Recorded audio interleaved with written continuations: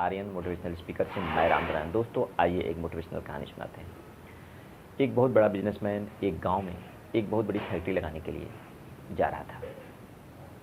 उस गांव में पहुंचने के लिए दो रास्ते थे, एक नदी पार करके, दूसरा रोड के माध्यम से। रोड के माध्यम से कम 8 घंटे लगने वाले थे और नदी में नाव के सहारे पार करने के लिए 20 मिनट लगने वाले थे। उसने नाव के माध्यम से नदी पार करने के लिए उचित समझा। वह नाव में बैठा। नाव बहुत छोटी थी।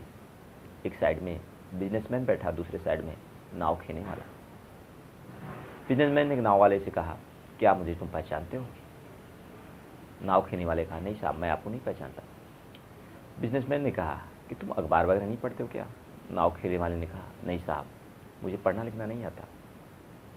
फिर कुछ देर बाद बिजनेसमैन ने कहा कि तुम उस पहाड़ी को देख रहे हो? वहाँ पर मेरी बहुत बड़ी फैक्ट्री बनेगी जहाँ पर पानी की बोतलें बिकेंगी, बनेंगी। बिजनेसमैन की बात को नाव खेने वाले नहीं समझ पाया। फिर बिजनेसमैन ने कहा, क्या तुम शहर नहीं गए हो क्या कभी? पानी की बोतलें बिकती हुई नहीं देखा है? नाव वाले ने कहा, नहीं साहब, मैं कभी शहर गया ही नहीं। मैं बचपन से ही इसी नाव को चलाते चला रहा हूँ और इसी से अपना जीवन यापन करता रहता हूँ। बिजनेसमैन ने कहा कि तुम्हारी ज़िंदगी तो पूरी बेकार है। तुमने जब शहर गया ही नहीं, पानी की बोतलें बिकती देखा ही नहीं, तो तुम्हारा पूरा जीवन ही बेकार है। ये बात सुन करके नाव वाला अपसेट हो गया और उसकी नाव डगमगाने लगी। नाव में पानी भरने लगा। जब नाव डूबने ही वाली थी तो नाव वाले ने कहा कि साहब, आपको तैरना आता है? बिजनेसमैन समझ नहीं पाया। नाव वाले ने कहा कि अब नाव डूबने वाली है और अपना जान बचा लीजिए। अगर आपको तैरना नहीं आता तो आपकी पूरी ज़िंदगी बेकार है।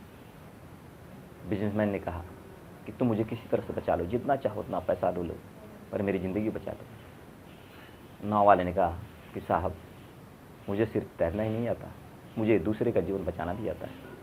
उस नाव वाले ने उस बिजनेसमैन का जीवन बचा दिया। तो किसी को छोटा ना समझें, किसी का अपमान न करें।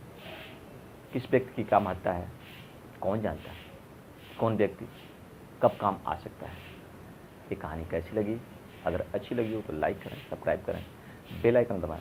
धन्यवाद।